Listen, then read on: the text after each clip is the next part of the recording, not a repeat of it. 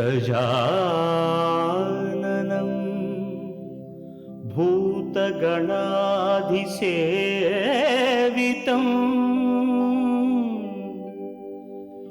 कपित्थजम्बूफलसारभक्षितम्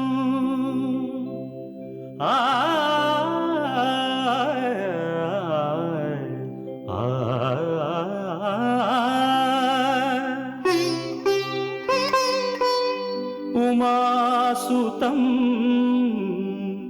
शोकविनाशकारणं नमामि विघ्नेश्वर पादपङ्कजम्।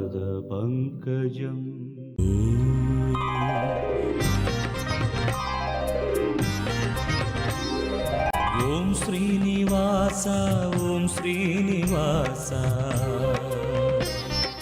ओम श्रीनिवास ओम श्रीनिवास நாள்தோறும் உன்னை நான் பாட வேண்டும், நான் பாடவும் தன் அருளாசி வேண்டும். ஏழு ஸ்வரங்களுமே ராகம் இசைத்திடுமே, ஏழு ஸ்வரங்களுமே ராகம் இசைத்திடுமே. ஏழு மலை கரசே ஏழு மலை கரசே ஓம் ஸ்ரீனிவாசா ஓம் ஸ்ரீனிவாசா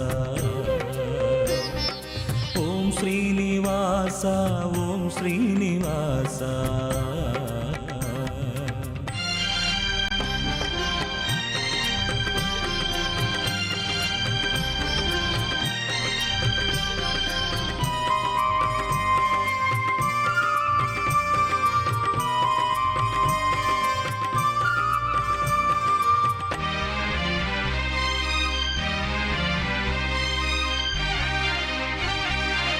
திருவேங்கடம் வருவேனே, உந்தன் திருப்பாதமே பணிவேனே.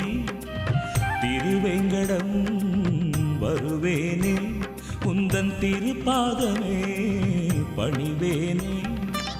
மலர்மே விடும் அலர்மேல் மங்கை மணவாளனே ஜெகநாதனே. மலர்மே விடும் அலர்மேல் மங்கை மணவாளனே ஜெகநாதனே. அழகான மலைவாசனே ஓம் ஸ்ரீனிவாச ஓம் ஸ்ரீனிவாச ஓம் ஸ்ரீனிவாச ஓம் ஸ்ரீனிவாச.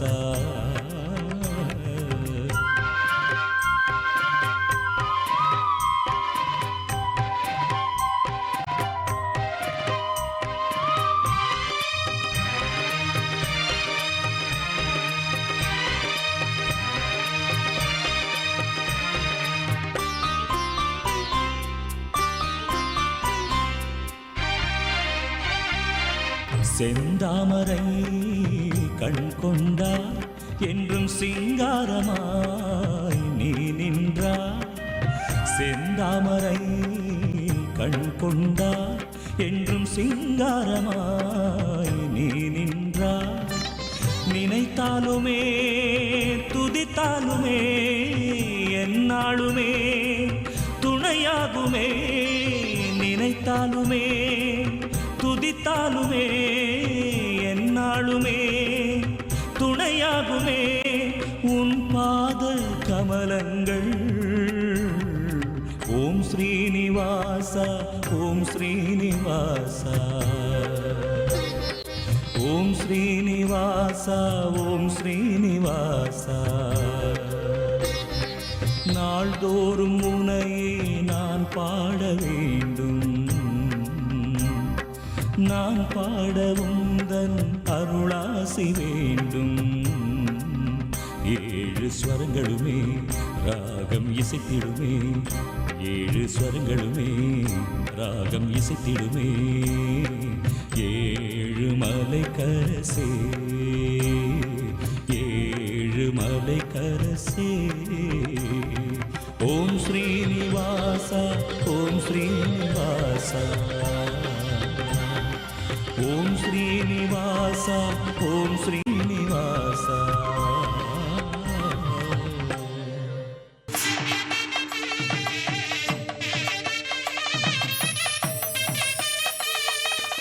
வணக்கம்.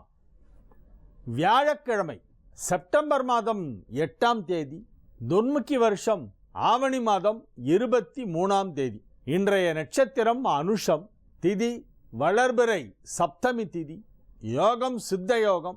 மேஷ ராசிக்கு சந்திராஷ்டம நாள். இன்றைக்கும் நாளைக்கும் மேஷ ராசிக்கு முழுமையாக சந்திராஷ்டமம் இருக்கிறது. இன்றைய தினம் சுப முகூர்த்த நாள். அதிகாலையிலே திருமண முகூர்த்த நேரம், கிரகப்பிரவேசம் செய்வதெல்லாம் அதிகாலை முகூர்த்தம். இன்றைய தினம் முகூர்த்த நேரம் காலை 5 மணியிலிருந்து 6 மணி வரை அது முடிந்து விட்டது. எனினும் இது ஒரு நல்ல நாள். அனுஷ நட்சத்திரமும் வியாழக்கிழமையும் சித்த யோகமும் கூடிய ஒரு சுப முகூர்த்த நாளாக இன்றைய நாள் விளங்குகிறது. தொழில் துவங்குவதற்கெல்லாம் இது சிறந்த நாள். மேஷ ராசியினரை தவிர மற்ற அனைவரும் இன்றைய தினம் புதிய முயற்சிகளிலே இறங்கலாம்.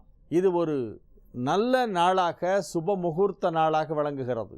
ராகு காலம் மதியம் 1:30 முதல் 3 மணி வரை, யமகண்டம் காலை 6 மணி முதல் 7:30 மணி வரை, குளிகை நேரம் காலை 9 மணி முதல் 10:30 மணி வரை. நல்ல நேரம் என்கின்ற சுபஹோரைகள் காலை 9 மணி முதல் நண்பகல் 12 மணி வரை, மாலை 4 மணி முதல் 7 மணி வரை, இரவு 8 மணி முதல் 9 மணி வரை. இன்றைய கிரக நிலவரம்: சிம்மத்தில் சூரியன் புதன் ராகு, கன்னியில் குரு சுக்கிரன், விருச்சிகத்தில் சந்திரன் செவ்வாய் சனி, கும்பத்தில் கேது. திருக்கோவில்களில் இன்று மதுரை ஆவணி மூல திருவிழா மீனாட்சி அம்மன் கோவிலிலே, சொக்கநாதர் மீனாட்சி அம்மன் கோவிலிலே நடைபெற்று கொண்டிருக்கிறது. இன்றைய தினம் பாணனுக்காக ஈசன் அங்கம் வெட்டிய லீலை. பட்டாபிஷேகம் சுந்தரேஸ்வரருக்கு இன்றைய தினம். பட்டாபிஷேக காட்சி முடிந்து பிறகு தங்கப்பல்லக்கிலே மீனாட்சி அம்மனும் சுந்தரேஸ்வரரும் எழுந்தருளுகின்ற காட்சி. காஞ்சிபுரம் உலகளந்த பெருமாள் கோவிலிலே சாற்று முறை, உற்சவ சாத்து முறை இன்றைய தினம். விருதுநகர் சொக்கநாதர் கோவிலிலே சுவாமி குதிரை வாகனம், அம்பாள் சிம்ம வாகனத்திலே எழுந்தருளும் காட்சி. திருப்பதி ஏழுமலையப்பன் புஷ்பாங்கி சேவை. குறுக்குத்துறை சுப்பிரமணிய சுவாமி கோவிலிலே முருகப்பெருமான் புறப்பாடு இன்றைய தினம். திருநெல்வேலி குறுக்குத்துறை சுப்பிரமணிய சுவாமி கோவிலில் முருகன் புறப்பாடு. ஆவணி மூலத்தை முன்னிட்டு அநேகமான கோவில்களிலே திருவிழாக்கள் நடைபெற்று கொண்டிருக்கின்றன. இன்றைய நாள் இறை வழிபாட்டுக்குள்ள ஒரு நாளாக விளங்குகிறது. தட்சிணாமூர்த்தி வழிபாடு இன்றைய தினம் செய்ய வேண்டும். அனைவரும் ஆலயத்திற்கு சென்று தட்சிணாமூர்த்தி சன்னதியிலே பிரார்த்தனை செய்து கொண்டு அர்ச்சனை செய்து அவரவர் தங்களுடைய பெயர், நட்சத்திரம், ராசி ஆகியவற்றை சொல்லி அர்ச்சனை செய்ய வேண்டும். சாமி பேருக்கா அப்படின்னு கேட்பாங்க. சாமி பேருக்கு தான் அர்ச்சனை எல்லாமே. மனுஷன் பேருக்கு யாரும் அர்ச்சனை பண்ண மாட்டாங்க. யார் செய்கிறார்கள்? இப்போ ஒருத்தருக்கு ஒரு லெட்டரை கொடுத்தோன்னா கீழே இப்படிக்கு தங்கள் அன்புள்ள அப்படின்னு போட்டு கையெழுத்து போகிறோம் இல்லையா? ஃப்ரம் அட்ரஸ் இருக்கணும் இல்லையா? டு அட்ரஸ் மட்டும் இருந்தால் போருமா? அதே போல் இறைவனுக்கு நாம் செய்யப்படும் அந்த பூஜையிலே இந்த நட்சத்திரத்திலே, இந்த கோத்திரத்தில், இந்த ராசியிலே பிறந்த நான் எனது நன்மைக்காக, எனது குடும்ப நலனுக்காக, இன்ன பிரார்த்தனைகளுக்காக உனக்கு அர்ச்சனை செய்கிறேன் என்று சொல்லி நமது பெயர், நட்சத்திரம், ராசி, கோத்திரம் தெரிந்தால் கோத்திரம் ஆகியவற்றை சொல்லி இறைவனுக்கு பூஜை செய்வது என்பது ஒரு முறை. உங்கள் பேருக்கு அர்ச்சனை பண்ணுறதா நினச்சின்றாதீங்க. உங்கள் பேருக்கு யாரும் அர்ச்சனை பண்ண மாட்டாங்க. மனிதர்கள் பெயருக்கெல்லாம் அர்ச்சனை எந்த கோவிலிலும் கிடையாது. எல்லாமே சாமிக்கு தான். செலுத்துபவர் யார்? இந்த அர்ச்சனையை செய்கின்றவர் யார்? வேண்டுகோள் விடுப்பவர் யாருங்கிறதுல தான் உங்கள் பேரு, நட்சத்திரம், ராசிலாம் வரும். அதனால் பேரு, ராசி சொல்லி உங்களுடைய பெயர், நட்சத்திரம், ராசி, கோத்திரம் ஆகியவற்றை சொல்லி, இதில் ஏதேனும் 1-2 தெரியலன்னா பரவாயில்ல, பேரு நட்சத்திரமாக சொல்லி உங்கள் ராசியை சொல்லி உங்களுடைய பிரார்த்தனைகளை சொல்லி நீங்கள் இறைவனுக்கு அர்ச்சனை செய்கிறீர்கள். அந்த வகையிலே இன்றைய தினம் தட்சிணாமூர்த்தி சன்னதியிலே சென்று அர்ச்சனை செய்ய வேண்டும். நிறைய பேர் இந்த ஒரு கேள்வி கேட்கிறார்கள். வியாழக்கிழமையிலே நாம் தட்சிணாமூர்த்தியை வழிபடணுமா, இல்லை நவகிரகத்தில் இருக்கும் குரு வியாழ பகவான், இந்த ஜூபிட்டர், அந்த சாமிக்கு வழிபாடு செய்யணுமா? நவகிரகத்தில் உள்ள குருவா அல்லது தட்சிணாமூர்த்தியா, எது முக்கியம் என்று கேட்கின்றார்கள். இரண்டிற்குமே வழிபாடு செய்ய வேண்டும். நவகிரகத்தில் உள்ள வியாழ பகவானுக்கும் வியாழக்கிழமைகளிலே வழிபாடு செய்ய வேண்டும். அதே போல தட்சிணாமூர்த்தி சன்னதியிலும் வழிபாடு செய்ய வேண்டும். மௌன குருவாக இருந்து சனகாதி முனிவர்களுக்கெல்லாம் மௌனோபதேசம் செய்த தென்முக கடவுளான கல்லால மரத்தடியிலே அமர்ந்திருக்கின்ற தட்சிணாமூர்த்திக்கு வழிபாடு செய்ய வேண்டிய நாள் இன்றைய தினம். ஒரு சிறிய இடைவேளைக்கு பிறகு 12 ராசிகளுக்கான ராசி பலனை பார்ப்போம்.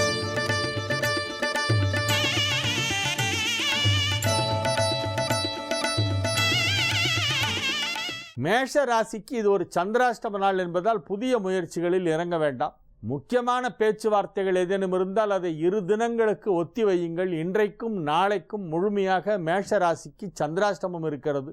உங்களுடைய தினசரி கடமைகளை மட்டும் செய்து வரவும். அன்றாட கடமைகள், அலுவலக பணிகள், தவிர்க்க முடியாத முக்கியமான வேலைகள் என்ன உண்டோ அதையெல்லாம் மட்டும் செய்து வாருங்கள். மற்றபடி பணம் கொடுக்கல் வாங்கல் செய்வது, முக்கியமான விஷயங்களிலே பேச்சுவார்த்தை நடத்துவது, பயணங்கள் மேற்கொள்வது போன்றவற்றையெல்லாம் இந்த 2 தினங்களுக்கு தவிர்த்து விடுவது நல்லது. 8ஆம் இடத்திலே சந்திரன் இருந்தாலே சந்திராஷ்டமம், எச்சரிக்கையாக இருக்க வேண்டும் என்று நான் சொல்வேன். அங்கே கூடவே சனி செவ்வாய் சேர்க்கையும் ஏற்பட்டு இருக்கிறது. நாளை பின்னிரவு, அதாவது 10ஆம் தேதி அதிகாலையிலே செவ்வாய் 8ஆம் இடத்திலிருந்து நகர்ந்து 9ஆம் இடத்திற்கு செல்ல போகிறது. செவ்வாய் 10ஆம் தேதி தனுசிற்கு செல்லும் பொழுது சந்திரனும் அங்கே ஒன்றாக சென்றுவிடும். ஆகவே இன்றைய தினம் சற்று எச்சரிக்கையாக இருக்க வேண்டும். அதிகமாக பேச வேண்டாம். செலவுகளை கட்டுப்படுத்த வேண்டும். ரிஷப ராசிக்கு இது ஒரு மகிழ்ச்சியான நாள். நன்மைகள் நடைபெறுகின்ற நல்ல நாளாக விளங்குகிறது. ராசிக்கு 4ஆம் இடத்திலே சூரியன், புதன், ராகு, 5ஆம் இடத்திலே குரு, சுக்கிரன். ராசி அதிபதி சுக்கிரன் 5ஆம் இடமான பூர்வ புண்ணிய ஸ்தானத்திலே குருவோடு இணைந்திருக்கின்ற ஒரு மிகச் சிறப்பான ஒரு கிரக அமைப்பு. சுக்கிரன் 5ஆம் இடமான கன்னியிலே அவ்வளவு வலுவாக இல்லை, அங்கே நீச்சமடைந்திருக்கிறது என்றாலும் குருவோடு இணைந்திருக்கின்ற காரணத்தினால் ஒரு சில நன்மைகள் நடைபெறும். 7ஆம் இடமாகிய விருச்சிகத்திலே அதற்கு அதிபதியான செவ்வாய் ஆட்சி பலம் பெற்று சந்திரன் சனியோடு இணைந்திருப்பதால் பெயர், புகழ், செல்வாக்கு சிறப்பாக இருக்கும். நீங்கள் எதை செய்தாலும் அதை மற்றவர்கள் ஒப்புக்கொள்வார்கள், பாராட்டுவார்கள். நீங்கள் எப்பொழுதோ செய்த நல்ல விஷயங்களுக்கெல்லாம் இப்பொழுது உங்களுக்கு பலன் கிடைக்கும் என்று சொல்லலாம். குடும்பத்திலே மகிழ்ச்சியான சூழ்நிலை உருவாகும். அசையா சொத்து தொடர்பான சர்ச்சைகள் ஏதேனும் இருந்தால் அவையெல்லாம் இப்பொழுது முடிவுக்கு வரும். நல்ல முடிவு கிட்டக்கூடிய ஒரு அற்புதமான ஒரு நேரம். திருமண வயதில் உள்ளவர்களுக்கு திருமணம் நிச்சயிக்கப்படுகின்ற வாய்ப்பு இருக்கிறது. 7க்குடையவன் 7ஆம் இடத்திலே இன்னும் 2 நாட்களுக்கு மட்டுமே ஆட்சி பலம் பெற்றிருக்க போகிறது. ஆகவே திருமண பேச்சுவார்த்தை வெற்றி அளிக்கும். மாணவ மாணவியரின் உயர்கல்வி வாய்ப்புகள் மிக சுலபமாக கிடைக்கும். அட்மிஷன் கிடைக்காமல் அலைந்து கொண்டிருப்பவர்கள், வேறு ஏதேனும் பரீட்சை எழுதிவிட்டு அதன் முடிவு தெரியாமல் விழித்து கொண்டிருப்பவர்களுக்கெல்லாம் இப்பொழுது ஒரு விடிவு காலம் ஏற்படுகிறது. நல்ல தகவல் வந்து சேரும் நாளாக இந்த நாள் விளங்குகிறது. மிதுன ராசிக்கு இது ஒரு மகிழ்ச்சியான நாள். நன்மைகள் அதிக அளவிலே நடைபெறுகின்ற நல்ல நாள். 2க்குடைய சந்திரனும் 11க்குடைய செவ்வாயும் ஒன்றாக இணைந்திருக்கின்றன இன்னும் 2 நாட்களுக்கு. 6ஆம் இடத்திலே சனி அமர்ந்து கொண்டு உங்களது கடன் பிரச்சனையெல்லாம் தீர்த்து வைத்து கொண்டிருக்கிறது. கடன் பிரச்சனை ஏதேனும் இருந்தால் அதெல்லாம் இப்பொழுது சரியாகிவிடும். கொடுக்க வேண்டிய கடனை சரியான நேரத்திலே திரும்ப கொடுத்து விடுவீர்கள். உங்களுக்கு வரவேண்டிய பணம் ஏதாவது வராமல் இழுபறியாக இருந்தால் இப்பொழுது அதெல்லாம் கைக்கு வந்துவிடும். பணம் கொடுக்கல் வாங்கலில் உள்ள சிக்கல்கள், தடைகள், தாமதங்கள் அனைத்தும் இன்னும் ஒரு சில நாட்களுக்குள் சரியாகிவிடும். இன்றைய தினம் ஒரு நல்ல நாள், மகிழ்ச்சியான நாள். ஆரோக்கியத்தில் சிறிது முன்னேற்றம் ஏற்படக்கூடிய வாய்ப்பு இருக்கிறது. உடல் ஆரோக்கியம் சிறப்பாக இருக்கும். மகிழ்ச்சியான நிகழ்ச்சிகளிலே கலந்து கொள்வீர்கள். கடக ராசிக்கு இது ஒரு நன்மைகள் நடைபெறுகின்ற நல்ல நாளாக விளங்குகிறது. ராசி அதிபதி சந்திரன் 5ஆம் இடத்திலே 5க்குடைய செவ்வாயோடு இணைந்திருக்கிறது. ராசி அதிபதியும் 5க்குடையவனும் ஒன்றாக இணைந்திருக்கின்றன 5ஆம் இடத்திலே. ஆகவே இது ஒரு யோகம். 1, 5 ஆகிய வீடுகளுக்கு அதிபதியான கிரகங்கள் 5ஆம் இடத்திலே ஒன்றாக இணைந்திருப்பதால் பதவி உயர்வு ஒரு சிலருக்கு கிடைக்கும். பூர்வ புண்ணிய ஸ்தானம் வலுப்பெற்று இருக்கிறது. ஆகவே நீண்ட நாட்களாக உங்களுக்கு மறுக்கப்பட்ட பதவி உயர்வு இப்பொழுது வந்துவிடும். உத்தியோகத்திலே வேலை பார்ப்பவர்களுக்கெல்லாம் செல்வாக்கு அதிகரிக்கும். செல்வ நிலை உயரும். வருமானம் அதிகரிக்கும். உத்தியோகத்தில் இருப்பவர்கள் மட்டுமன்றி சுய தொழில் செய்து கொண்டிருப்பவர்கள், வியாபாரிகள் போன்ற அனைவருக்கும் மிக அற்புதமான ஒரு பொருளாதார முன்னேற்றம் ஏற்படக்கூடிய வாய்ப்பு இப்பொழுது மிகச் சிறப்பாக இருக்கிறது. 2ஆம் இடமாகிய தனஸ்தானத்திலே அதற்கு அதிபதியான சூரியன் ஆட்சி பலம் பெற்று அற்புதமாக மிக சிறப்பான நிலையிலே இருந்து கொண்டிருக்கின்ற காரணத்தினால் நன்மைகள் சற்று அதிக அளவிலே நடைபெறும். பொருளாதார முன்னேற்றம், குடும்பத்தில் சுப நிகழ்ச்சிகள் நடைபெறுதல், பதவி உயர்வு கிடைத்தல், வியாபாரத்திலே வளர்ச்சி, மாணவ மாணவியரின் கல்வி முன்னேற்றம், உயர்கல்விக்கான வாய்ப்பு கிடைத்தல், தேர்வுகளுக்கு வெகு சிறப்பாக தயார் செய்து கொண்டிருத்தல் போன்ற அனைத்தும் நடைபெறும். அனைவருக்கும் நன்மைகள் நடைபெறுகின்ற ஒரு நல்ல நாளாக கடகராசிக்கு இன்றைய தினம் விளங்குகிறது.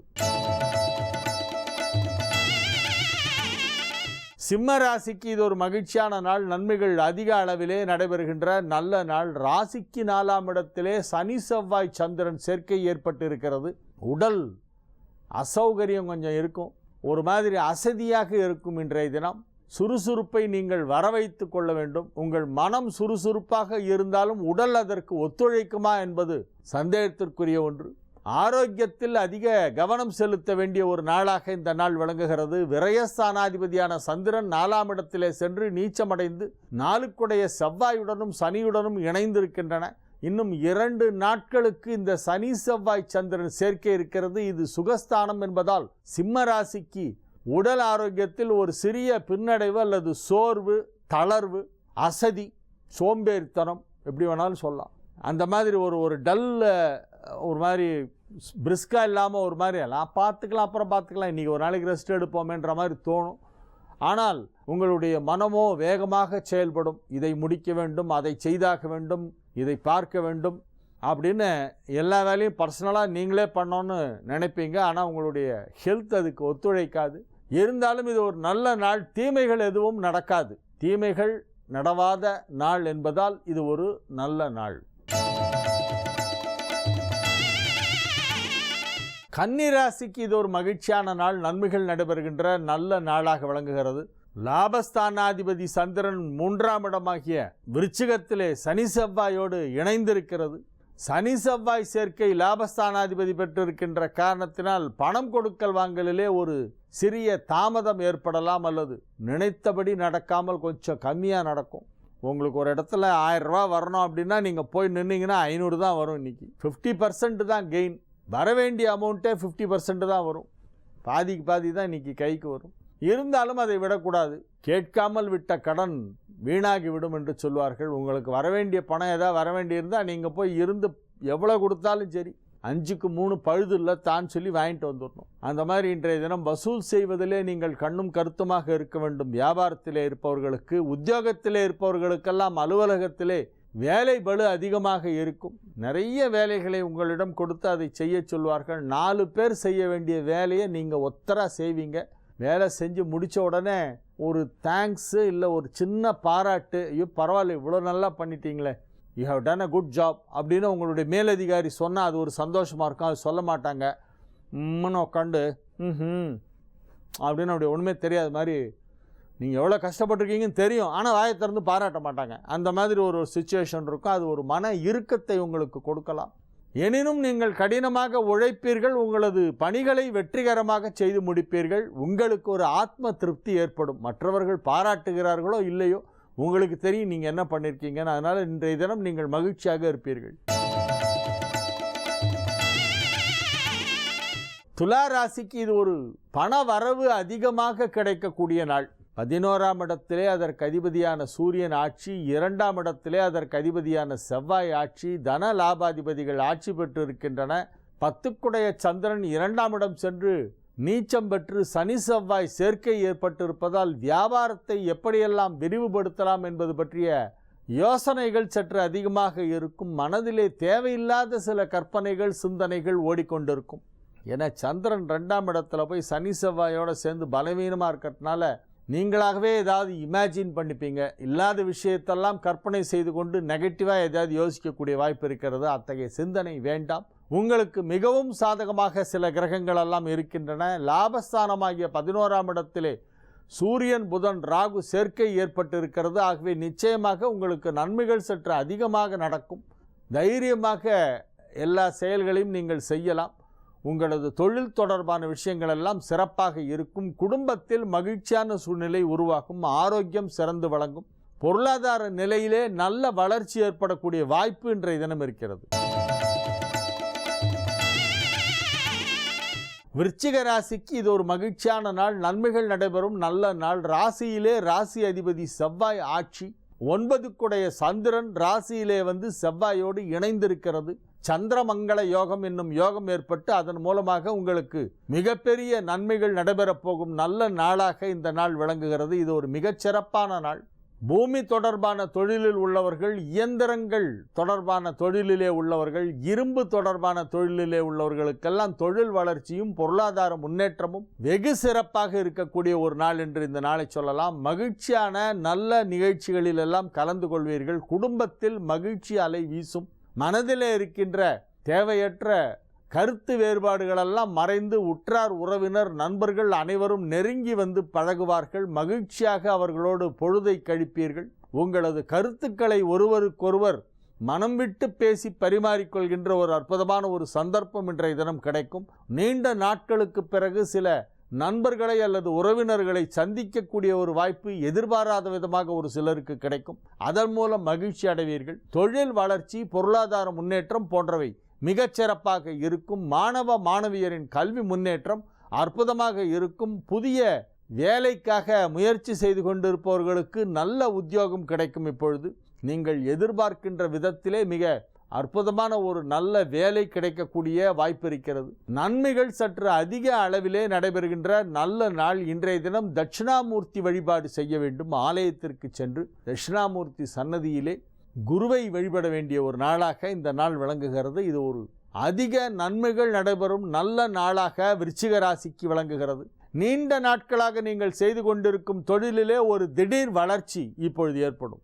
எந்த தொழிலாக இருந்தாலும் சரி, நீங்கள் எந்த வயதினராக இருந்தாலும் சரி, யங்ஸ்டர்ஸ்லேருந்து சீனியர் சிட்டிசன் வரைக்கும் யாராக இருந்தாலும் சரி, உங்களுடைய தொழிலிலே ஒரு மிகப்பெரிய வளர்ச்சி இன்றைய தினம் ஏற்பட போகிறது. இது ஒரு நல்ல நாள், மகிழ்ச்சியான நாள். தனுசு ராசிக்கு இது ஒரு மிகச் சிறப்பான நன்மைகள் நடைபெறுகின்ற நல்ல நாளாக விளங்குகிறது. 8க்குடையவன் 12ஆம் இடத்திலே மறைந்து நீச்சமடைந்து விட்டதால் யோகம். 6க்குடையவன் 10ஆம் இடத்திலே நீச்சமடைந்து விட்டதால் யோகம். 8, 6 ஆகிய இடங்களுக்கு அதிபதியான கிரகங்கள் நன்மை செய்யாத கிரகங்கள். 6க்குடையவனும் 8க்குடையவனும் வலுக்கக்கூடாது யாராக இருந்தாலும். அந்த 6ஆம் வீட்டிற்கு அதிபதி சுக்கிரனோ கன்னியிலே நீச்சமடைந்திருக்கிறது. 8ஆம் வீட்டிற்கு அதிபதியான சந்திரனோ விருச்சிகத்திலே நீச்சமடைந்திருக்கிறது. ஆகவே நீங்கள் பலசாலியாகிவிட்டீர்கள். எதிரிகள் பலவீனமாக இருப்பார்கள், நீங்கள் அதன் மூலமாக பலசாலியாகி விடுவீர்கள். ஒருவருடைய பலம் எதிரியின் பலத்தை பொறுத்து தான் இருக்கிறது. உங்களுடைய பலம் மட்டுமல்ல, எதிரியின் பலம் என்ன என்பதையும் நாம் பார்க்க வேண்டும். அந்த வகையிலே பார்க்கும் பொழுது உங்களுடைய பலம் இன்றைய தினம் அதிகமாக இருக்கிறது. அலுவலகத்திலே உங்களுடைய கை ஓங்கி இருக்கும். உங்களுக்கு செல்வாக்கு அதிகரிக்கும். நாவன்மை சிறக்கும். நீங்கள் எந்த தொழில் செய்பவர்களாக இருந்தாலும் சரி, அந்த தொழிலிலே ஒரு கணிசமான குறிப்பிடத்தக்க நல்ல வளர்ச்சி ஏற்படும். இன்றைய தினம் பொருளாதார நிலையிலே அற்புதமான முன்னேற்றம் ஏற்படக்கூடிய வாய்ப்பு இருக்கிறது. நன்மைகள் சற்று அதிக அளவிலே நடைபெறுகின்ற நல்ல நாள். குடும்பத்தில் சுப நிகழ்ச்சிகள் எல்லாம் நடைபெறும். திருமண வயதிலே இருக்கும் தனுசு ராசி ஆண் பெண்களுக்கெல்லாம் இப்பொழுது திருமணம் நிச்சயமாகும். திருமணம் ஆன இளம் தம்பதியர் மகிழ்ச்சியாக இல்லறம் நடத்துவார்கள். குழந்தை பாக்கியம் தாமதமாகி கொண்டிருப்பவர்களுக்கு இப்பொழுது வாரிசு உருவாகும். ஆண் வாரிசு உருவாகுவதற்கு வாய்ப்புகள் அதிகமாக இருக்கின்றன. நன்மைகள் சற்று அதிக அளவிலே நடைபெறக்கூடிய ஒரு நல்ல நாளாக தனுசு ராசிக்கு இந்த நாள் விளங்கும். மகர ராசிக்கு இது ஒரு மகிழ்ச்சியான நாள். ராசிக்கு 11ஆம் இடத்திலே தனலாபாதிபதியோடு சந்திரன் இணைந்திருப்பது ஒரு மிகப்பெரிய யோகம். செல்வ செழிப்பு ஏற்படும் அற்புதமான ஒரு நேரம். பொருளாதார நிலையிலே கணிசமான வளர்ச்சி ஏற்படும். பெருமையாக சொல்லிக்கொள்ளும் அளவிற்கு உங்களது பொருளாதார நிலையிலே ஒரு பெரிய முன்னேற்றம் ஏற்பட போகிறது. அற்புதமான நன்மைகளெல்லாம் நடைபெறுகின்ற ஒரு நல்ல சிறப்பான நாளாக இந்த நாள் விளங்குகிறது. 11ஆம் இடத்திலே செவ்வாய் சனி சந்திரன் சேர்க்கை ஏற்பட்டிருப்பது உங்களுக்கு ஒரு யோகம். பொருளாதார முன்னேற்றம், ஆரோக்கியத்தில் முன்னேற்றம், குடும்பத்தில் அமைதியான சூழ்நிலை, கருத்து வேறுபாடுகளெல்லாம் மறைந்து அனைவரோடும் நல் இணக்கம் ஏற்படக்கூடிய ஒரு அற்புதமான ஒரு சூழ்நிலை. தொழிலில் வளர்ச்சி, வியாபாரத்திலே வளர்ச்சி, பெயர் புகழ் செல்வாக்கு சிறப்பாக இருத்தல் போன்ற அனைத்தும் கிடைக்கக்கூடிய அற்புதமான நேரமாக, மகிழ்ச்சியான ஒரு நல்ல வெகு சிறப்பான ஒரு நாளாக இந்த நாள் விளங்கும். கும்பராசிக்கு இது ஒரு மிக அற்புதமான நாள்.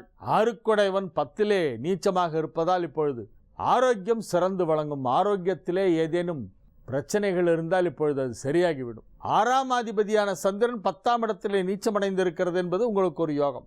7ஆம் இடத்திலே புதன் அமர்ந்து கொண்டு ராசியை பார்த்து கொண்டிருப்பது மற்றொரு யோகம். மிக அற்புதமான நிலையிலே கிரகங்கள் அமைந்திருக்கின்றன. 2ஆம் இடமாகிய தனஸ்தானத்தை அதற்கு அதிபதியான குரு பார்த்து கொண்டிருக்கிறது. ஆகவே பொருளாதார நிலையிலே வளர்ச்சி ஏற்படும். நீங்கள் சிறுக சிறுக சேமித்த பொருளை கொண்டு இப்பொழுது மிக பெரிய அளவிலே ஏதேனும் ஒன்றை வாங்குவீர்கள். அசையா சொத்து வாங்கும் வாய்ப்பு இப்பொழுது உள்ளது. உங்களுடைய மனதிற்கு பிடித்தாற்போல் ஒரு நல்ல ப்ராப்பர்ட்டி இப்போ அமையும். வாஸ்து சாஸ்திரப்படி மிக சிறப்பாக இருக்கக்கூடிய ஒரு நல்ல ப்ராப்பர்ட்டி உங்களுடைய பட்ஜெட்டுக்குள்ள, உங்களுடைய விருப்பத்திற்கேற்ப, உங்கள் டேஸ்ட்டுக்கு ஏற்ற மாதிரி இப்பொழுது ஒரு அசையா சொத்து வாங்கக்கூடிய வாய்ப்பு மிகச் சிறப்பாக காணப்படுகிறது. குடும்பத்தில் மகிழ்ச்சியான சூழ்நிலை உருவாக்கும். மாணவ மாணவியரின் கல்வி முன்னேற்றம் வெகு சிறப்பாக இருக்கும். 7ஆம் இடத்திலே புதன் அமர்ந்து கொண்டு ராசியை பார்த்து கொண்டிருப்பதால் இப்பொழுது எழுதும் தேர்வுகளிலே நீங்கள் மகத்தான வெற்றி பெறுவீர்கள். மகிழ்ச்சியான சுப நிகழ்ச்சிகள் எல்லாம் நடைபெறப் போகின்றன. திருமண வாய்ப்பு வலுவாக இருக்கிறது. குரு 8க்கு போயிடுதே, கல்யாணம் பண்ணலாமா? 8ல் குரு இருக்கும்போது திருமணம் செய்யலாமா என்று நிறைய பேர் கேட்கிறார்கள். கும்பராசிக்கு 8ல் வந்தால் குரு நன்மைத்தான் செய்யும். ஏன்னா பொதுவாக கும்பத்துக்கு குரு நல்லது பண்ணுற கிரகம் இல்லை. இப்போ 12ஆம் இடம், 2ஆம் இடம், 4ஆம் இடம் ஆகிய 3 இடங்களை குரு பார்த்து கொண்டிருக்கிறது. 12ஆம் இடம் என்பது அயன சயனஸ்தானம், 2ஆம் இடம் குடும்பஸ்தானம், 4ஆம் இடம் சுகஸ்தானம். ஆகவே திருமணம் நடக்கும். திருமண முயற்சி வெற்றி அளிக்கும். இன்றைய தினம் முயற்சி செய்யலாம். மீன ராசிக்கு இது ஒரு மகிழ்ச்சியான நாள். ராசிக்கு 9ஆம் இடத்திலே சந்திரன் செவ்வாய் சேர்க்கை ஏற்பட்டிருப்பது ஒரு மிகப்பெரிய யோகம். 5ஆம் வீடாகிய கடகத்திற்கு அதிபதியான சந்திரன் ஒரு திரிகோணாதிபதி, 9ஆம் வீடாகிய விருச்சிகத்திற்கு அதிபதியான செவ்வாய் மற்றொரு திரிகோணாதிபதி. அவ்விரண்டு கிரகங்களும் 9ஆம் இடத்திலே ஒன்றாக இணைந்திருப்பது ஒரு மிகச்சிறப்பான யோகம். 1, 5 ஆகிய வீடுகளுக்கு அதிபதியான கிரகங்கள், 5, 9 ஆகிய வீடுகளுக்கு அதிபதியான கிரகங்கள் ஆகியவை அனைத்தும் நல்ல நிலையிலே இருக்கின்றன. ராசி அதிபதி 7ஆம் இடத்திலே அமர்ந்து கொண்டு உங்கள் ராசியை பார்த்து கொண்டிருக்கிறது. 5, 9 குடையவர்கள் 9ஆம் இடத்திலே ஒன்றாக இணைந்து உங்களுக்கு நன்மைகளை வாரி வாரி வழங்கி கொண்டிருக்கின்ற அற்புதமான ஒரு நேரம். நீங்கள் வாழ்க்கையிலே மிகப்பெரிய ஒரு நல்ல நேரத்தை இப்பொழுது கடந்து கொண்டிருக்கிறீர்கள். நீண்ட நாட்களாக நிறைவேறாத உங்களுடைய ஆசைகளெல்லாம் இப்பொழுது நிறைவேறும். குடும்பத்திலே மகிழ்ச்சியான சூழ்நிலை நிலவும். அலுவலகத்திலும் சரி, வீட்டிலும் சரி உங்கள் சுதந்திரம் பறிபோகாது. நீங்கள் எதை செய்ய விரும்புகிறீர்களோ அதை செய்யலாம். வேலை பார்க்கும் இடத்திலும் உங்களுக்கு ஒரு பெரிய சுதந்திரம் கிடைக்கும். உங்களை யாரும் கட்டுப்படுத்தி மிரட்டி வைக்க முடியாது. அதே போலத்தான் வீட்டிலும் உங்களுக்கு ஒரு பெரிய சுதந்திரம் இருக்கும். விருப்பம் போல் நீங்கள் அனைத்தும் செய்யலாம். ஆனால் நல்லதை தான் செய்ய வேண்டும், நல்லதை தான் நினைக்க வேண்டும், நல்லதை செய்ய வேண்டும். நினைப்பதெல்லாம் நல்ல நினைப்பாகவே இருக்க வேண்டும். செய்ய விரும்புவதெல்லாம் நல்ல செயல்களாக இருக்க வேண்டும். ஆனால் இப்பொழுது நீங்கள் எதை செய்ய நினைத்தாலும் அதை செய்ய முடியும். வள்ளுவர் சொன்னது போல தேவரணையர் கயவர் அவரும் தான் மேவன செய்தொழுகலாம் அப்படின்னு வஞ்சப்புகழ்ச்சி அணியிலே ஒரு குறளை சொன்னார். அதே போல தேவர்களுக்கு சக்தி இருக்கிறது என்பதற்காக எதையும் செய்துவிட முடியாதல்லவா, செய்துவிடக்கூடாதல்லவா. அதைத்தான் இன்றைய கிரக நிலவரம் உணர்த்துவது என்னவென்றால், மீன ராசிக்காரர்கள் தாங்கள் விரும்பும் செயலை விரும்பியபடி செய்ய முடியும். இன்றைய தினம் எதை செய்தாலும் அது வெற்றிகரமாக நடந்து முடியும். இது ஒரு சுப முகூர்த்த நாள். வளர்பிறை சப்தமி திதி. மீன ராசிக்கு முக்கியமான கிரகங்கள் எல்லாம் நல்ல நிலையிலே இருக்கின்றன. 7ல் குரு, 9லே செவ்வாய் சந்திரன் சேர்க்கை, செவ்வாய் ஆட்சி, சந்திரன் தன் வீட்டிற்கு 5ஆம் வீட்டிலே இருக்கிறது. இப்படி வெகு சிறப்பான நிலையிலே கிரகங்கள் எல்லாம் அமைந்திருக்கின்றன. ஆகவே நீங்கள் புதிய முயற்சிகளில் இன்றைய தினம் இறங்கினால் நிச்சயமாக அதிலே வெற்றி கிடைக்கும். திருமண வயதில் உள்ளவர்களுக்கு திருமண பேச்சுவார்த்தை வெற்றி அளிக்கும். குடும்பத்தில் சுப நிகழ்ச்சிகள் நடைபெறும். மாணவ மாணவியரின் கல்வி முன்னேற்றம் மிகச்சிறப்பாக இருக்கும். வெகு அற்புதமான நிலையிலே கிரகங்கள் அமைந்துள்ள ஒரு நல்ல நாள். மீண்டும் நாளைய நிகழ்ச்சியிலே உங்களை சந்திக்கும் வரை உங்களிடமிருந்து விடைபெற்றுக் கொள்வது உங்கள் வழிகாட்டி ஜோதிடர் ஹரிகேசநல்லூர் வெங்கட்ராமன், நங்கநல்லூர். வணக்கம். ஜீ தமிழ் தொலைக்காட்சி நேயர்களுக்கு வணக்கம். ஒளிமயமான எதிர்காலம் நிகழ்ச்சி மூலமா ஓம்காரம் பகுதியில் சந்திக்கிறதுல சந்தோஷம். உங்களுடைய வாழ்க்கையில் ஏற்படும் பிரச்சனைகளுக்கு தீர்வு காணவும் மென்மேலும் வளர்ச்சி பெறவும் ஜாதக ரீதியான சந்தேகங்களுக்கு விடை காணவும் யோக ஆஞ்சநேய சக்தி பீடம் அனுமன் உபாசகர் ஜோதிட சிம்மம் திருவல்லிக்கேணி சுவாமி கண்ணன் பட்டாச்சாரியா சப்தரிஷி வாக்கியம் மூலம் உங்களுடைய பிரச்சனைகளுக்கு தீர்வு சொல்லுவார். வணக்கம் சுவாமிஜி. நாராயண சுவாமிஜி, இன்றைய தினம் எப்படி இருக்கு? என்னென்ன பூஜைகள் நம்ம செய்யலாம்? என்னென்ன ஆன்மீக குறிப்புகள் இருக்குன்னு சொல்லுங்க சுவாமிஜி. ஸ்ரௌதத்மார்த்தாதிகம் கர்ம நிகிலம் ஏன சூத்ரிதம் தஸ்மை சமஸ்த வேதார்த்த விதே விகணசே நமக. வக்ரதுண்ட மகாகாயா சூரியகோடி சமப்பிரபா நிர்விக்னம் குருமே தேவா சர்வகாரேஷு சர்வதாம். யோகப்பட்டேன பத்தாங்கம் திரிநேத்திரம் சாந்த விக்கிரகம் தியாயே சமஸ்த தோஷக்னம் வாதாத்மஜம் அகல்மஷம் கிருஷ்ணம் வந்தே ஜெகத்குரு. ஜெயந்தி மங்களாகாளி பத்ரகாளி கபாலினி துர்காஷமா சிவாதாத்ரி சுவாகாசதா நமோஸ்துதே. குரு பிரம்மா குரு விஷ்ணு குருதேவோ மகேஸ்வரகா குரு சாட்சாத் பரம்பிரம்மா தஸ்மை ஸ்ரீ குரவே நமக. அஸ்மத் குருவியோ நமக. விகணச மகா குரவே நமக. அனுமன் சுவாமிகள் ஆசிகளுடன். மங்களகரமான துர்மிகி வருடம் ஆவணி மாதம் 23ஆம் தேதி 8/9/2016 வியாழக்கிழமையான இன்று பல நல்ல ஜோதிட ஆன்மீக விஷயங்களை பார்க்கலாம். இப்போ எல்லாருக்கும் வாழ்நாளில் குறிக்கோளாக இருக்கக்கூடியது நல்ல உத்தியோகம், சொந்த வீடு, கௌரவமான வாழ்க்கை. இந்த வாழ்க்கைன்னு சொல்லும்போது திருமணம்ன்றது தவிர்க்க முடியாத ஒரு விஷயம். அடிக்கடி சொல்கிறோம், நம்ம இந்து தர்மத்தில் இல்லற தர்மத்தை தான் ரொம்ப பெருசாக சொல்லியிருக்கு. துறவரத்தை விட இல்லற தர்மத்தை தான் பெருசாக சொல்லியிருக்கு. இப்போ இந்த கல்யாணம்னு எடுத்துட்டிங்கன்னா மறுபடியும் எல்லாருக்கும் வரக்கூடிய பிரச்சனை இந்த 10 வித பொருத்தம் தான். தசவித பொருத்தம்னு சொல்லுவாள். 10 பொருத்தம் தான் பிரச்சனையாக இருக்குது. நாங்கள் இதுக்கு எவ்வளோ காரணங்கள் சொல்லிட்டோம். 10 பொருத்தம்ன்றது எதுக்கு 2ஆம் பட்சம்னு எவ்வளோ காரணங்களும் உதாரணங்களும் சொல்கிறோம். ஆனால் காரணங்களும் உதாரணங்களும் சாதாரணமாகிடும். ஏன்னு கேட்டிங்கன்னா எல்லாருக்கும் ஒரு பயம் இருக்குது இல்லையா, 10 பொருத்தம் இல்லைன்னா என்ன பண்ணுறதுன்னு. இப்போ அந்த மாதிரி பயம் இருக்கிறவாளுக்கு இப்போ சொல்ல போகிற பரிகாரங்களை ஏற்கனவே நான் சொல்லியிருக்கேன். திரும்ப எல்லாரும் இதை கேட்டுகிட்டே இருக்கிறதுனால இந்த 10 பொருத்தம் இல்லைன்னா எல்லாரும் கேட்குறது தின பொருத்தம் இல்லை என்ன பண்ணுறது, கன பொருத்தம் இல்லை என்ன பண்ணுறது, யோனி பொருத்தம் இல்லை என்ன பண்ணுறது, ரஜ்ஜு பொருத்தம் இல்லை என்ன பண்ணுறது, வேத பொருத்தம் இல்லை என்ன பண்ணுறது. இப்படி இந்த 10 வித பொருத்தத்தில் ஒரு பொருத்தம் இல்லைன்னா கூட என்ன பண்ணுறது இப்படியே ஒரு சந்தேகம் எல்லாருக்கும் இருக்குது. இப்போ அப்படி 10 வித பொருத்தங்கள் இல்லைன்னா கூட விவாகம் பண்ணக்கூடாதுன்னு சொல்கிறாலும் அப்போ விவாகம் பண்ணுறதுக்கு ஏதாவது வழி இருக்கா அப்படின்னு நிறைய உங்களுக்கு மனசுக்குள்ளே கேள்வி எழுந்துக்கிட்டே இருக்கும். விடை காண முடியாத பிரச்சனை உலகத்தில் எதுவுமே கிடையாது. நம்ம சாஸ்திரங்களும் சம்பிரதாயங்களும் நம்மளை நல்லா வாழறதுக்காக தான் ஏற்பட்டதை தவிர ஒரு உறவுகளை பிரிக்கிறதுக்கோ இல்லை கட்டப்படுறதுக்கோ சிரமப்படுறதுக்கோ வருத்தப்படுறதுக்கோ எந்த சாஸ்திரங்களுமே கிடையாது. நான் அடிக்கடி சொல்கிறது தான், எந்த ஒரு விஷயங்களும் நம்ம நல்லதுக்காக ஏற்பட்டதாக இருக்குமே தவிர நம்மளை கட்டப்படுத்துறதுன்னா அப்புறம் அதனால் என்ன பிரயோஜனம். அதனால் இப்போ நான் சொல்ல போகிற விஷயம் என்னென்னா ரொம்ப சுலபமான விஷயம். அதனால் இந்த 10 பொருத்தம் நீங்கள் பார்க்கும் பொழுது அப்படி 10 பொருத்தம் இல்லைன்னு சொன்னால் அந்த 10 பொருத்தத்துக்கு என்ன விதமான பரிகாரங்கள் பண்ணி கல்யாணத்தை பண்ணலாம். சரி, 1க்கும் மேற்பட்ட பொருத்தம் இல்லை, அப்போ என்ன பண்ணுறது? இப்போ ஒரு பொருத்தம் இல்லை, தின பொருத்தம் இல்லை, நீங்கள் சொல்கிற மாதிரி பிள்ளையார் வழிபாடு பண்ணுறேன், கன பொருத்தமும் இல்லை, அது ரஜ்ஜு பொருத்தமும் இல்லைன்னா அந்த 3 பொருத்தத்துக்கும் என்ன பரிகாரம் சொல்லணுமோ அதை செய்யுங்க. சரி, 10 பொருத்தமுமே இல்லை, 10 பொருத்தத்துக்கு என்ன பரிகாரம் சொல்லணுமோ அத்தனையும் செய்துட்டு கல்யாணத்தை பண்ணுங்களேன்.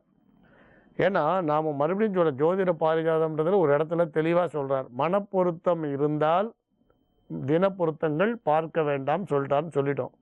இருந்தாலும் திரும்ப உங்களுக்கு இந்த மனசில் பதேன்வா திரும்ப இந்த சந்தேகம் வந்துக்கிட்டே இருக்கிறதுனால இப்போ சொல்ல போகிற விஷயம் பலன் தரக்கூடியதாக கட்டாயம் இருக்கும்ன்றதில் உங்களுக்கு சந்தேகம் வேண்டாம்.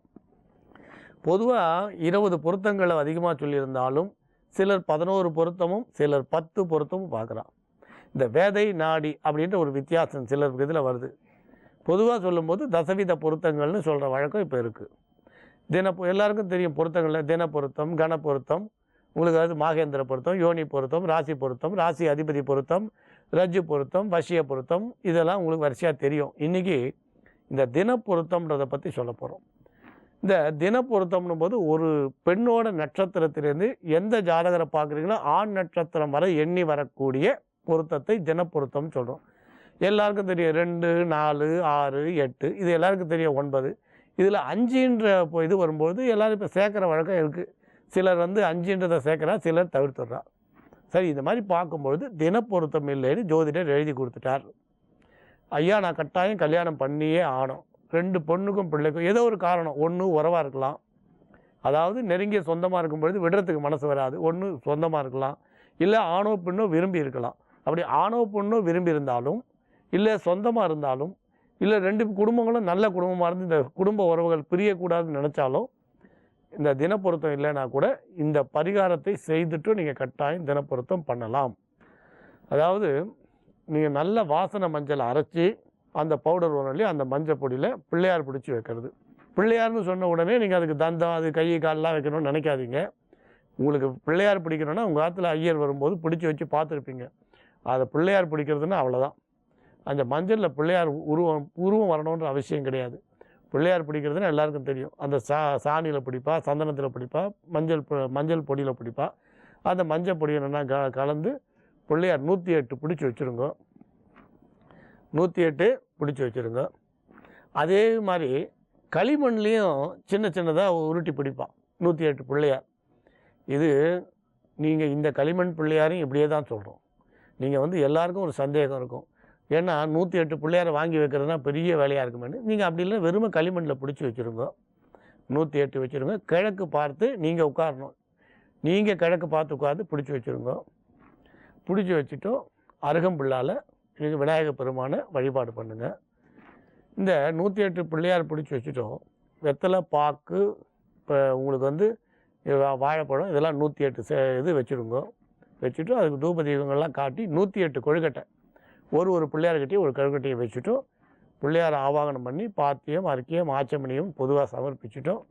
சோடச உபச்சாரம்னு இப்போ 16 விதமான உபச்சாரங்கள். அது என்னன்னு கேட்டிங்கன்னா, இப்போ நம்ம உங்களுக்கு புரியணுன்னா, நம்ம வீட்டுக்குள்ளே ஒருத்தர் வரார், கால் அலம்பிக்குங்கன்னு சொல்கிறோம். அப்புறம் கால் அலம்பினோடனே கை அலம்பிக்குங்கன்னு சொல்கிறோம். சரி உட்காருங்கன்னு ஒரு ஆசனம் கொடுக்குறோம். ஆசனம் கொடுத்த உடனே உட்கார்ந்த உடனே குடிக்கிறதுக்கு தண்ணி கொடுக்குறோம். அதுக்கப்புறம் என்ன பண்ணுறோம், கை துடைச்சிக்கிறதுக்கு துணி கொடுக்குறோம், மூஞ்சி துடைச்சிக்க துணி கொடுக்குறோம். அதுக்கப்புறம் உணவு கொடுக்குறோம். திரும்ப என்ன பண்ணுறோம், கை அலம்பிக்க சொல்கிறோம். திருப்பி தாம்பூலம் கொடுக்குறோம். இந்த மாதிரி சுவாமிக்கு மானசீகமாக பண்ணக்கூடியதான் இந்த உபச்சாரங்கள்லாம். இதான் பாத்தியம், அர்க்கியம், ஆச்சமணியம், இந்த 16 விதமாக சொல்லியிருக்கு. இதில் அட்சதை கையில் வச்சுட்டு ஏதாவது ஒரு பொருள் இல்லைன்னா அட்சதையை வந்து அதுக்கு பருத்தி சமர்ப்பிக்கிற வழக்கம் உண்டு. இது ஒரு எளிமையான வழிபாடு. ஒரு ஐயரை வச்சு கூட நீங்கள் பண்ணிக்கலாம், இல்லை நீங்களே கொஞ்சம் பண்ணணுன்னாலும் பண்ணலாம், ஒன்றும் பிரச்சனை இல்லை. இந்த மாதிரி பூஜையை பண்ணிட்டோ இந்த களிமண் பிள்ளையாரை யதாஸ்தானம் பண்ணிடலாம். இந்த மஞ்சளை வந்து வாசப்படியில் தடவலாம், வீட்டில் தண்ணி தெளிக்கலாம், புனிதமான இடங்களில் தெளிக்கலாம். யதாஸ்தானம் பண்ண பிறகு அந்த மஞ்சளை இந்த தாம்பூலங்களை வந்து வரவா எல்லாருக்கும் ஸ்வீகரித்து எல்லாருக்கும் கொடுக்கலாம். இது முடிஞ்ச உடனே நிச்சயதார்த்தம் ஆகிட்ட உடனே பொண்ணுக்கும் பிள்ளைக்கும் நிச்சயதார்த்தம் ஆன பிறகு ஊர் எல்லையிலையோ அல்லது எல்லை தெய்வங்கள் இருக்கிற இடத்துலையோ கோயிலோட தோட்டத்திலையோ நந்தவனத்திலையோ அல்லது குளக்கரைகள்லையோ அரச மரம் குறைஞ்சது ஒரு 3 அடி உயரம் குறையாமல், பொதுவாக சின்னதாக வச்சிங்கன்னா போயிடும், 3 அடி உயரம் குறையாமல் ஒரு வேலி போட்டு பத்திரமா வச்சுடலாம். இந்த நவதானியம்னு கேட்டால் தருவான். சூரிய பகவான், சந்திர பகவான், அங்கார பகவான் எல்லாருக்கும் நவதானியம்னு உண்டு. அந்த ஒரு தேவதைகளுக்கு ஒரு தானியம் உண்டு. கோதுமை, கொள்ளு, எள்ளு, பயறு, கடலை, இது அந்த 9 கலந்து கொடுப்பா. அது ஒரு சொம்பில் ஜலம் வச்சு ஒரு 9 பிடி போட்டு ஊற வச்சுட்டு அந்த ஜலத்தை அரச மரத்துக்கு விட்டுட்டோம். இந்த நவதானியத்தை பசுமாட்டை கொடுத்துடலாம். கல்யாணம் ஆன பிறகு வருஷம் எந்த மாதம் கல்யாணம் ஆச்சோ அதே தமிழ் மாதம் அதே நட்சத்திரம் வர அன்னைக்கு இதே மாதிரி ஒரு அரச மரத்தை நடலாம். ஆனால் இந்த பிள்ளையார் பூஜை ஒரு வாட்டி பண்ணால் போகிறோம். அதுக்கப்புறம் வருஷம் மணமான நாளில் ஒரு அரச மரத்தை எங்கேயாவது ஒரு இடத்துல நடலாம். இது மாதிரி பண்ணிட்டு பண்ணும்பொழுது தினப்பொருத்தம் இல்லைன்ற தோஷம் கட்டாயம் விலகும். ரொம்ப எளிமையாக சொல்லியிருக்கேன். இதை விரிவாகவும் பண்ணலாம். இந்த பூஜையை ரொம்ப எளிமையான பூஜை. சுவாமியோட அருளால் தினப்பொருத்தம்ன்ற இல்லாத தோஷம், தினப்பொருத்தம் இல்லைன்னு சொல்லி நீங்கள் ஜாதகத்தை தள்ள வேண்டாம். தினப்பொருத்தம் இல்லைன்ற தோஷம் விலகும். இது ரொம்ப எளிமையான முறையில் பண்ணலாம். இது மாதிரி பண்ணிவிட்டு 2 ஜாதகத்தையும் சேர்க்கலாம். விநாயகர் பெருமான் அருளால் எல்லா தோஷங்களும் விலகும். விநாயகர் பெருமான் தேவாதி தேவர்களுக்கு இந்திரனுக்கு உதவி பண்ணியிருக்கார், முருகப்பெருமானுக்கு உதவி பண்ணியிருக்கார், சிவபெருமானுக்கே உதவி பண்ணியிருக்கார். அவர் எல்லாருக்கும் உதவி பண்ணாதவாளே கிடையாது. அப்படி தேவேந்திரனுக்கு தேவலோகத்தையே மீட்டு கொடுத்தவர் இந்த தினப்பொருத்தம் இல்லைன்னு இந்த பிரச்சனையை தீர்க்க மாட்டார். தைரியமாக பண்ணலாம். இது எளிமையான வழிபாடு, நல்ல பலன் கிடைக்கும். அதுக்கப்புறம் தினப்பொருத்தம் இல்லைன்னு சொல்லாமல் 10 பொருத்தத்தில் தினப்பொருத்தம் இல்லை அப்படின்ற வார்த்தையை விட்டுட்டு தைரியமாக கல்யாணம் பண்ணலாம். விவாகம் ஆனதுக்கப்புறம் அந்த தினப்பொருத்தம் இல்லைன்ற தோஷம் விலகிடும். நீங்கள் இதில் எந்த விதமான சங்கடம் பட வேண்டிய அவசியம் இல்லை. நம்புங்கள், நல்லதே நடக்கும். ஓம்காரம் பகுதிக்கு மீண்டும் உங்களை வரவேற்கிறோம். விருதாச்சலத்திலிருந்து கோகிலா பாலச்சந்தர் எழுதியிருக்காங்க. சுவாமிஜி, எங்களுக்கு 26/2/2012 திருமணமாகி இதோடு 4 வருடங்கள் ஆகிறது. இன்றும் குழந்தை பாக்கியம் எங்களுக்கு இல்லை. எங்கள் இருவர் ஜாதகத்தையும் அனுப்பியிருக்கிறேன். ஏதேனும் பரிகாரம் இருந்தால் சொல்லுங்கள். எப்பொழுது குழந்தை பாக்கியம் கிடைக்கும்? எதனால் இந்த பாக்கியம் தள்ளி போகிறது என்று கூறவும். தினமும் உங்கள் நிகழ்ச்சியை தொடர்ந்து பார்க்கிறோம். மிகவும் பயனுள்ளதாக உள்ளது. எங்களுக்கும் வழிகாட்டுங்கள். உங்களது பதிலை எதிர்பார்த்து கொண்டிருக்கின்றோம். என் கணவர் பெயர் ஜே பாலச்சந்தர், ராசி தனுசு, நட்சத்திரம் மூலம், லக்னம் தனுசு. என்னுடைய பெயர் கோகிலா, ராசி மிதுனம், நட்சத்திரம் புனர்பூசம், லக்னம் கன்னி. கல்யாணம் ஆகி 4 வருஷம் ஆகி இன்னும் குழந்தை பாக்கியம் இல்லைன்னு சொல்கிறாங்க. சுவாமிஜி, இவங்களுக்கு என்ன பரிகாரம் இருக்குன்னு சொல்லுங்கள். இப்போ சப்தரிஷி வாக்கியப்படி உங்களுக்கு என்ன வந்திருக்குன்னு பார்த்துக்கலாம். என்ன விதமான பரிகாரம் பண்ணுறதுன்னு பார்க்கலாம்.